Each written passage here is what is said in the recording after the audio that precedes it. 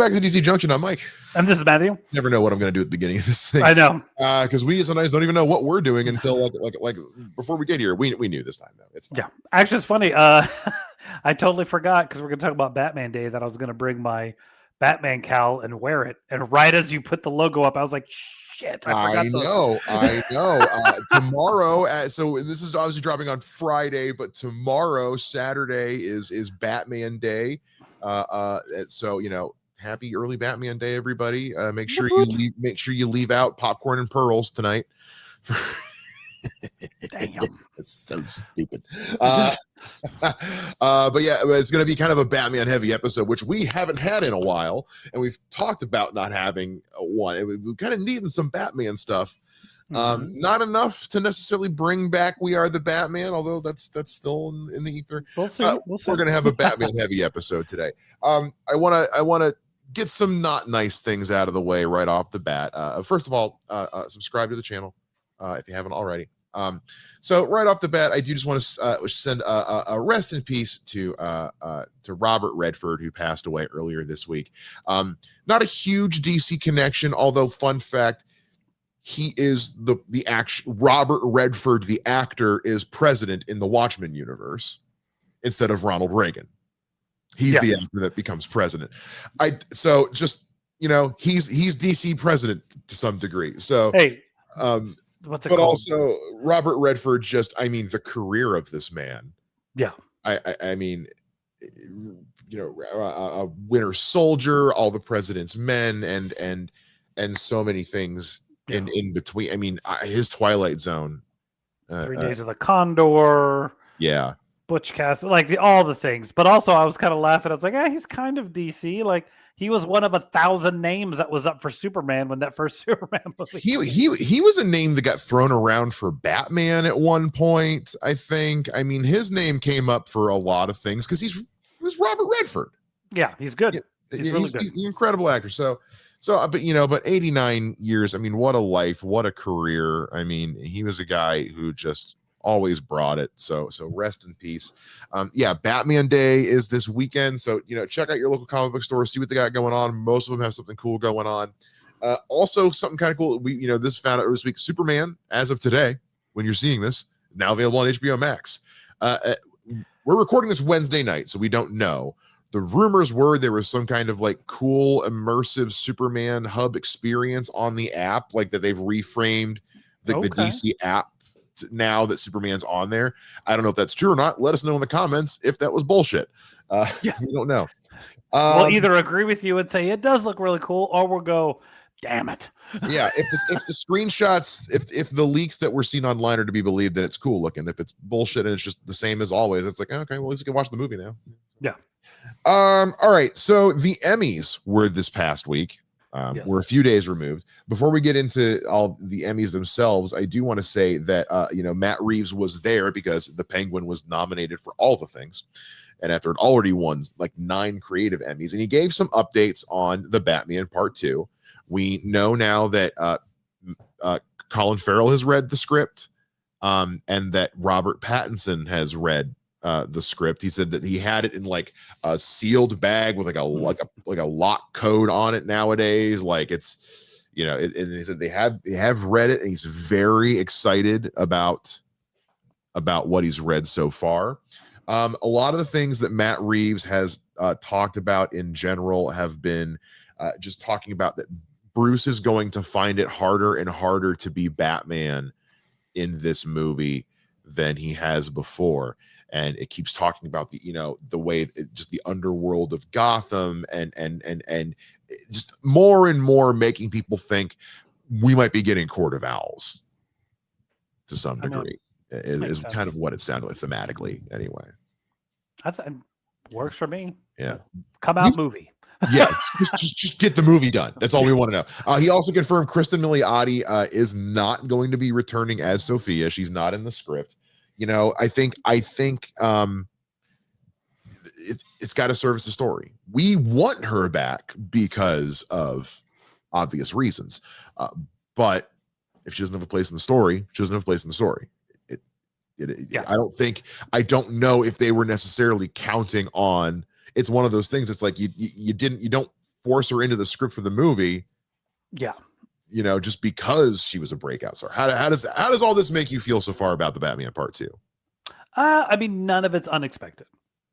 Like, to me personally, and I think I said this back when we were doing the Penguin thing, the Penguin definitely begins and ends where you don't have to watch this show. So it makes sense that besides Penguin, no one's going to be in that second movie.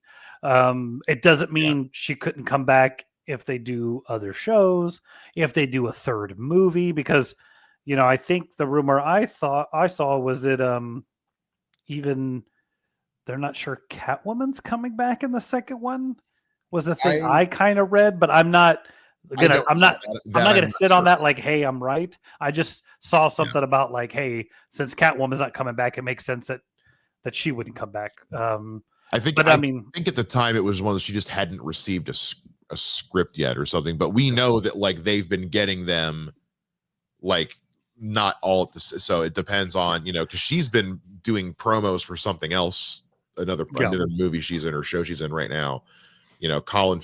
So who's the, and also I don't know, I just straight up don't know. So. But I mean, my thing more is like, hey, let's get this movie out. I'm looking forward to the story. Again, if just because she's not in the second one doesn't mean if there's a third one, she doesn't come back for the third one. Like, you know, all these are all characters. She didn't die.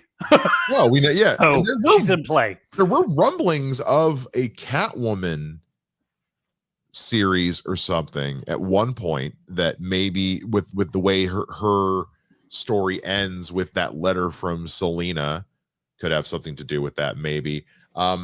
Matt Reeves has also said, like, yes, he's tossed around the idea of another season of the Penguin, but you know, that remains to be seen on what happens with the Batman Part 2. Let's not put the cart before the horse.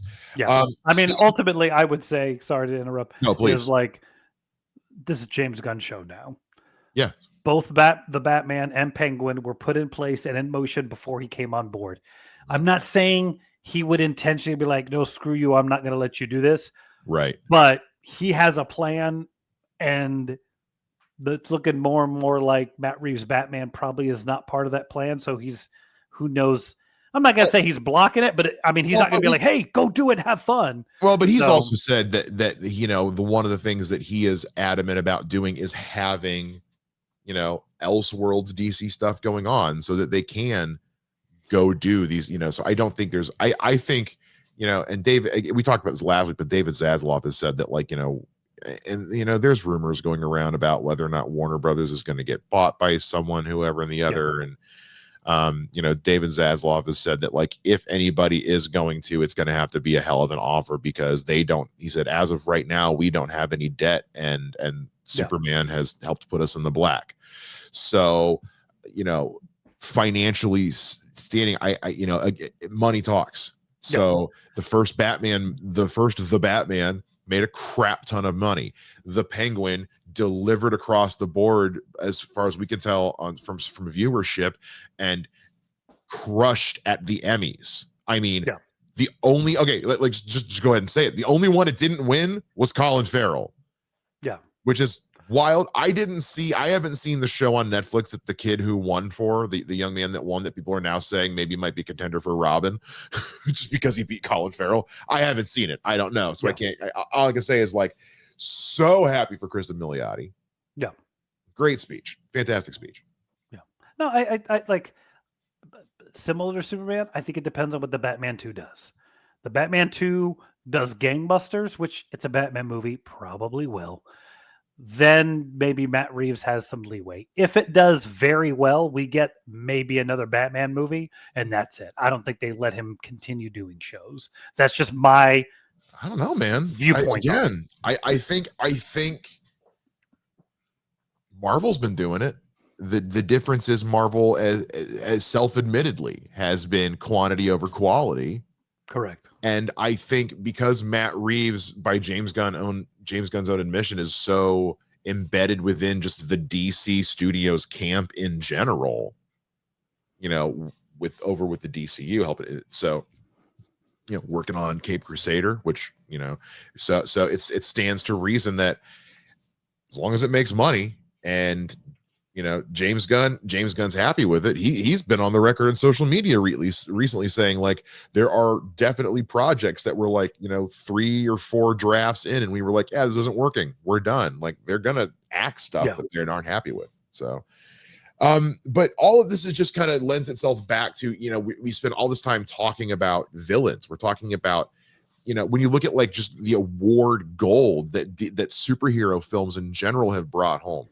Joker acting award, DC villain for Joaquin Phoenix. You look at Heath Ledger acting award, DC villain for the Joker. You look at Kristen Milioti, DC like I could keep going. Like so it really, Paul Dano's performance as the Riddler in The Batman, which we've just been, it was like as great as everything in that movie was. Paul Dano's performance was one of the ones I think everyone came away talking about the most. So we've had this idea for a while. We've been sitting on it, waiting for kind of the right time to talk about it. We're waiting for some good Batman stuff to go on. So we thought about what would be some other Batman villains that we could give this sort of like take us seriously kind of reboot treatments, whether it's DCU, whether it's Matt Reeves, whether it's its own thing, kind of giving each other sort of some room to play with this one a little bit.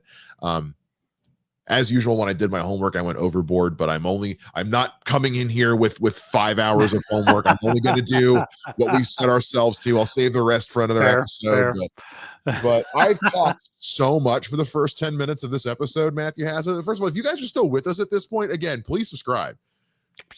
Props to you if you are still here. Yeah. Seriously. If you stuck into it this far, good on you, man. Good on you. And follow us on social media, because good God, do we need the help over there? Holy shit. But yeah, let's talk about some Batman villains. Let's Matt, I'm gonna let you go first a little bit, because yeah, I've waxed poetic for that's okay. I'm gonna throw a huge curveball that just occurred to me right now. Which world is your live action reboot happening in? The DCU or Matt Reeves's movies? Mine is in the Matt Reeves-verse. Okay. Mine's gonna be the DC verse. Okay. All right. The gun verse, just DCU. Because of some of the things that are brought in. No, I think the thing for me is, like, you have those top 5 or 6 Batman villains that everybody knows: Joker, Penguin, Riddler, Catwoman, take or leave Harley Quinn. And I mean that more of like, now she isn't a villain. Yeah. You have some of those guys. Who am I missing? I feel like I'm missing somebody. Bane's been done a couple times. Bane's Iceman. The fuck am I talking about? Iceman, Mr. Freeze, yeah. Mr. Freeze. Those are the guys who are just constantly churned over and over again. I really was surprised Ra's al Ghul has been in a single film. I actually Scarecrow. Scarecrow is the other one that has kind of been in and out. Well, I mean, Scarecrow's only been in the Nolan-verse. Well, I meant like in the cartoons. Like, people watch the cartoons and they're like, these are the villain. These are the characters that are always in Scarecrow a ton. Yeah, in all the Batman cartoons. So I wanted to do something that was a little different. Okay, that is not that I'm aware of. I don't know that he's appeared in any cartoons that I can recall. And I did Catman. Catman. Like, send me a picture, because if you're saying the thing I think. Okay. So this is where I'm gonna go. Okay, I'm gonna send you. Hold on. I'm gonna send you the original version of the character. Okay.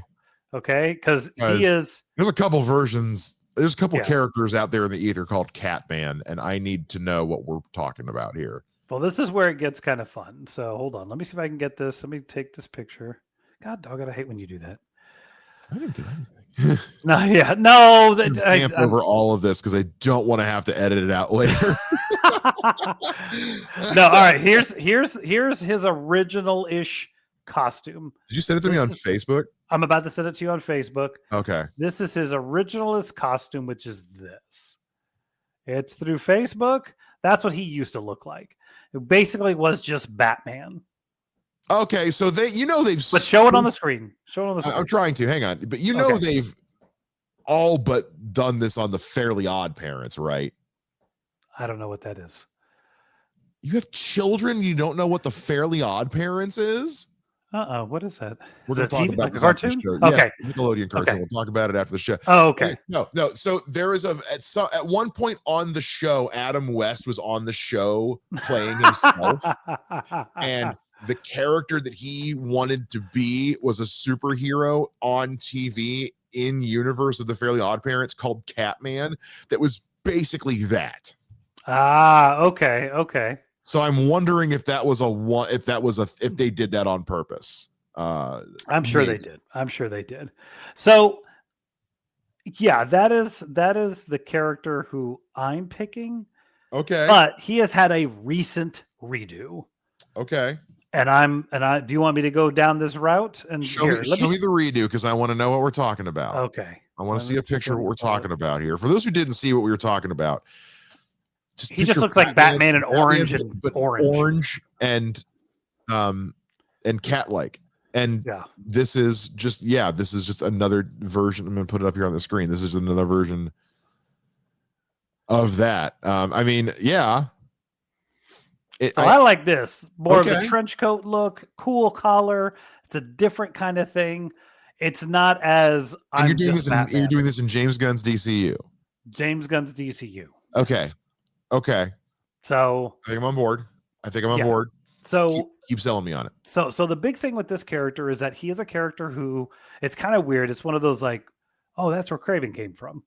He's a rich Gothamite, gets bored, decides to go to Africa and learn about cats, gets all these hunting skills, comes back to Gotham and decides to become a cat burglar. Having failed that, gets tired of being constantly defeated by the heroes, goes back to Africa and's like, I'm done. I'm not a villain anymore. While he's there, he kind of decides to live with animals. His animals poachers kill the animals. He gets mad, forms a team called the Secret Six, and they become like mercenary anti-heroes.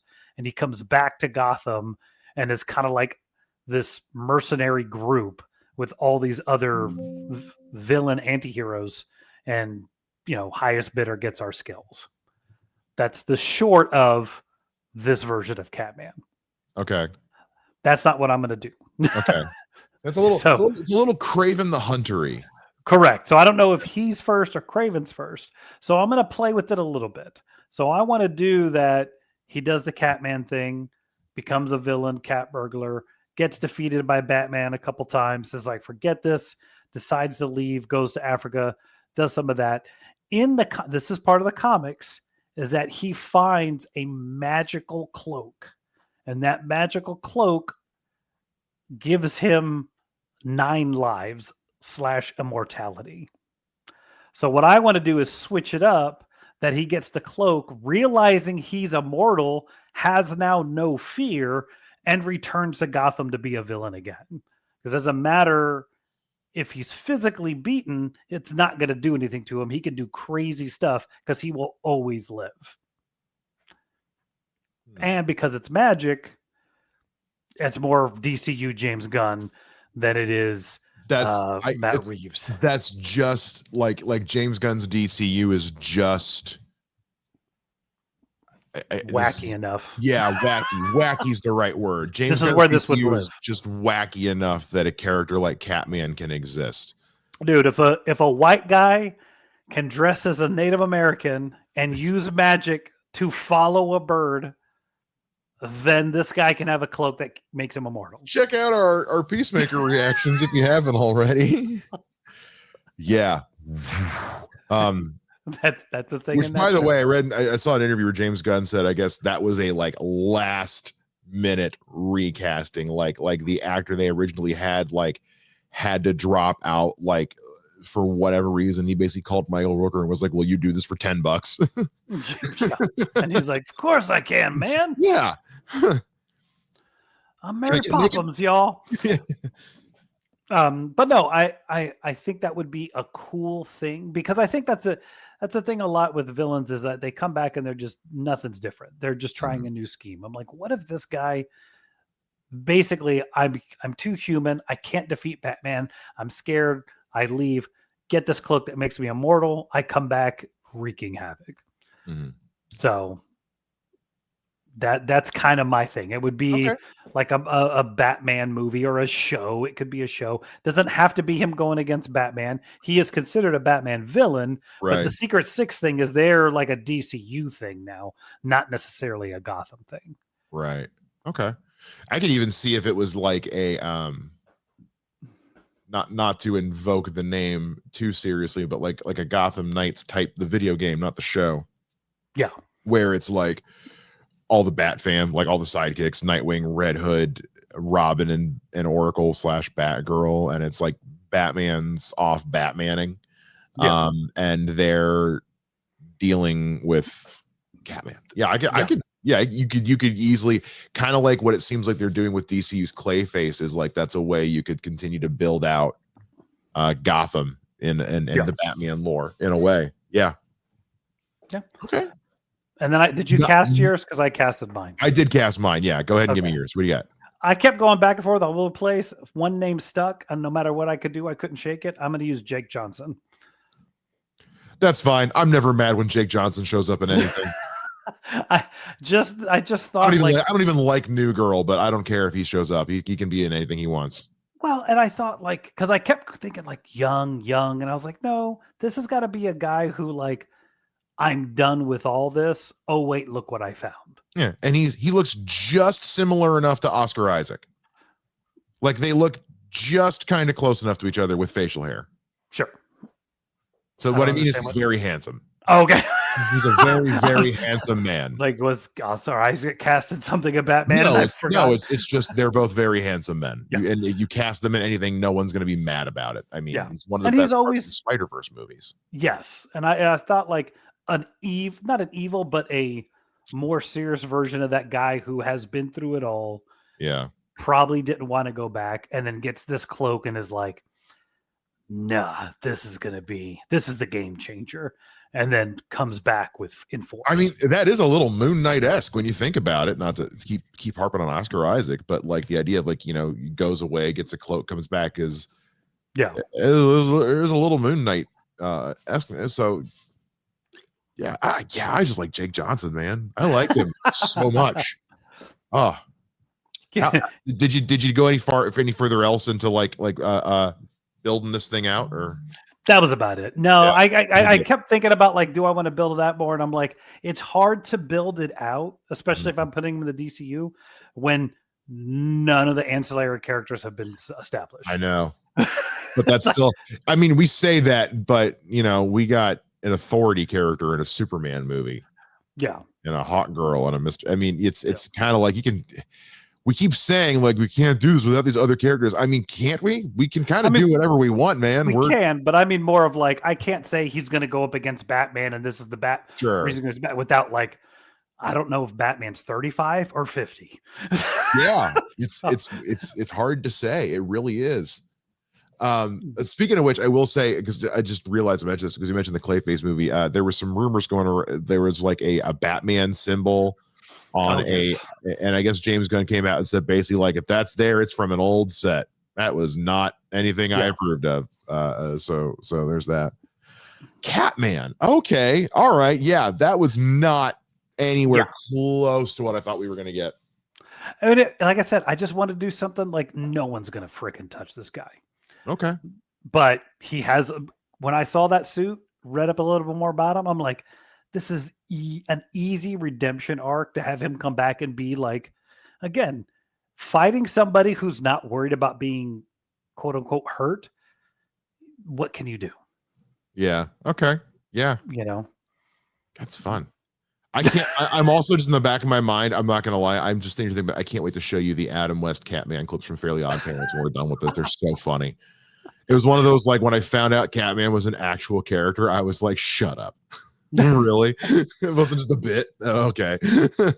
Nice. So mine, I said mine is in the Reeves-verse. I'm assuming I'm pitching mine assuming it's post epic crime saga. Okay. And assuming that Batman's still around.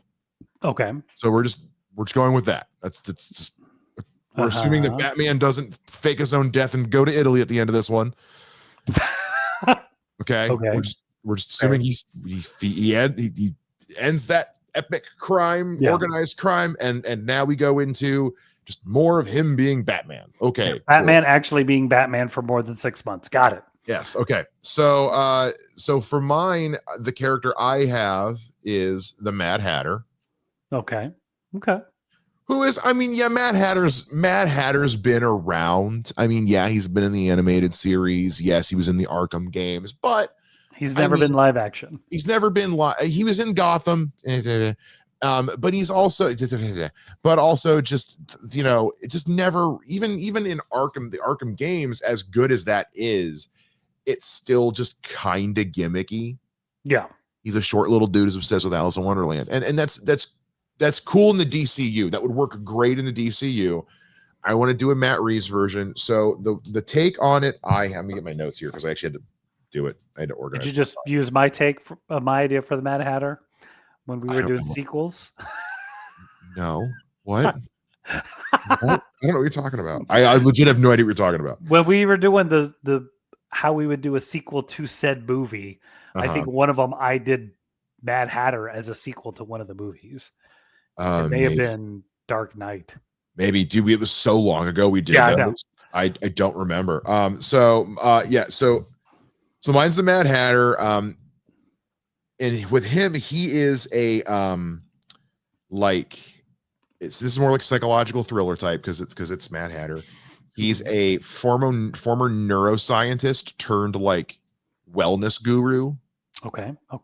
Like yogi to So I'm thinking he runs these because this is such a popular thing nowadays is to do like mushroom tea and stuff like that. People will do like tea laced with LSD and trip balls. Okay. So I'm thinking one of those as he's one of those basically conning people out of money in I'll do this thing and it's healing. It's like, no, you're just getting doped up and by it, and it's one of those because this can slowly start to go to like cult status, brainwashing status, which is kind of mind controlling in there. So kind of think like Eyes Wide Shut meets Midsummer meets The Vow, kind of thing. Okay. I figure it's like after whatever all the shit is that happens with the epic crime saga, Gotham people are looking for I mean, you could even do like a pseudo retcon where like after the flood is when he begins. Yeah. And he's so underground and you don't even see it's a thing that by the time he surfaces, like kind of like Deacon Blackfire in the cult, you're like, oh, you've been doing this for a year and we didn't notice? Crap. Yeah. Actually, funny you mentioned that because I'm not going to go there. But yeah, I think it'd be a cool because then you could take it into this whole thing of like he genuinely starts mind controlling people with this and like sleeper, kind of like we had like in the new Captain America, like sleeper agent kind of shit. And because it's like tea parties and all of that, you can still play with the Alice in Wonderland theme, especially when they're like. He gets these people and they're going out committing crimes and like Bunny Matt. You can still play with that Alice in Wonderland, Mad Hatter. If he's playing around in the digital space, kind of like Riddler. If he started off as like a Riddler, one of those Riddler fringe followers from the first movie, cool. Like you can easily be like if you want to play with the cult thing and all that. There's a lot of ways you could take that. I think Mad Hatter. Oftentimes gets looped into the mind control thing from a purely like I put a microchip in your brain and now I'm literally puppeting you like a robot. And it's like, you can take mind control a lot of different ways. Yeah. Okay. So I'm gonna interject for a quick second. Please do. The best meta casting you could ever do is have Patrick Dempsey be this character. No, 1,000%. Yeah, absolutely. Absolutely. You could. That goes without saying. Wait. The Grey's Anatomy guy? What the crap? Yep, he's the villain. Yeah, it worked in Transformers. He can do it now. Yeah, just do it. No, and mine, if you mine is I want Rami Malek. I've wanted Rami Malek as Mad Hatter for a long time since Mr. Robot. Yes. You know what I mean? Like whenever I always talk about my Michael Shannon fan casting for Two-Face. Yes. But like there are 3 other fan castings that go with that one. It's always Michael Shannon as Two-Face, Rami Malek as the Mad Hatter, Javier Bardem as Mr. Freeze, and Peter Dinklage as Hugo Strange. Those are the 4. I don't think there's anything wrong with any of those. Those are my 4 that I will die on all 4 of those hills. But yeah, so I think I want to see Rami Malek play off Battinson so bad. No, it does, because the thing with Rami Malek is like he's kind of got that, I'm not say weird look like he's a psycho, but like he's handsome, people like him. He can be charming like he was in the Queen movie. He's got pronounced features, but he can also be off-putting when he wants to be. When you watch Mr. Robot, I mean, he can make his eyes bulge. There's this bulge he can do with his eyes that is just, I mean, it's the picture that I use when I use the headcanon of it. But like, he's got a very angular face. You know, he's got those. I want to say he's Egyptian. I'm probably something like that. But he's got. I remember looking it up at one point. But yeah, he's got angular features and angular face. And same with when you see him in like what was the Bond movie? No Time to Die. Yeah. You know, yes, he's Egyptian. That's what I thought. So yeah, he's very cult-like in that. That movie's good, but he was my least favorite part of that movie. But that wasn't his fault. That was more of the script. That was Daniel Craig's movie. But yeah, honestly, ever since Mr. Robot, I've wanted to see Rami Malek as the Mad Hatter or just a Batman villain in general. So. I think it sounds perfect, dude. Like he's one of those guys, like you're saying. Every time I see him, I'm like, "Ooh, let's see what this guy does." Yeah, but yeah, like I think you could have him just some story stuff, kind of like with yours. Is like like he starts off like Riddler as like a Riddler, just healing, coming up. You know, like I said, he's like a failed neuroscientist, so I figure he's like a guy who, you know, dabbled in this stuff and was losing his funding or something, or was about to make a breakthrough, and then the flood from the first movie puts him out of business, and then so he turns to the T therapy and all that. Starts off as nothing, you know, but suddenly like as his sessions become more and more trendy, there's city officials and high-end people are like odd behavior or just vanishing, or suddenly like all their money's being given away. And you can do some cool stuff with you know, I think like to like work with the Alice in Wonderland thing. He's always talking about looking for Alice. So I think like Alice can be like just like a therapy tool he uses as like, find your Alice, you know, and, you know, so, and you know, and like, what's your obsession basically? And so that's, you can do all that, you can get a 3-hour Batman movie out of the concept of obsession. Yes, definitely. You know what I mean? No, I think that sounds cool, man. Heck yes. Yeah. The Mad Hatter's another one of those villains. Like, you could do so much cool stuff with him. Yes. What was the villain? James Gunn? Come on. What was the villain in Incredibles 2? Oh, like I've only seen that movie once. I got to be honest with you. I saw it in theaters and I loved it, and I never saw it again. Yeah. The point is, like, you could have him do something like that where he's hypnotizing people through the thing. I mean, it's just so again, the new Captain America. We did that in the new Captain America, so which I like that movie. So yeah, there's a lot of ways you could do that. And then this kind of sent me down a big snowball effect of like, I ended up planning a whole goddamn trilogy out of this. it was the Batman Beyond pitch all over again. Oh gosh, yes. I'm not going to throw my trilogy at you. I will save these for another episode so we have them to burn. But just suffice to say, this set me down a path. So if you guys want to hear more of these pitches, all you got to do is subscribe to the channel. And if anybody's good at Photoshop, give me a Jake Johnson as Catman and give me Rami Malek as Mad Hatter. Yeah, there you go. And no AI slop, please. Don't. Come on, do put some effort into it, people. Subscribe to the channel if you enjoyed this. Follow us on all social medias at DC Junction, please. I love it when you guys vote in our polls, but if you would follow us, that would be even better. Please keep voting in the polls, but please also follow us. Follow me on all social media at Mr. Mike Shea. You can follow me across all social media at The Hustle Man. That is going to do it for us here on DC Junction. We'll see you guys again next time. There is something DC to talk about. Bye-bye.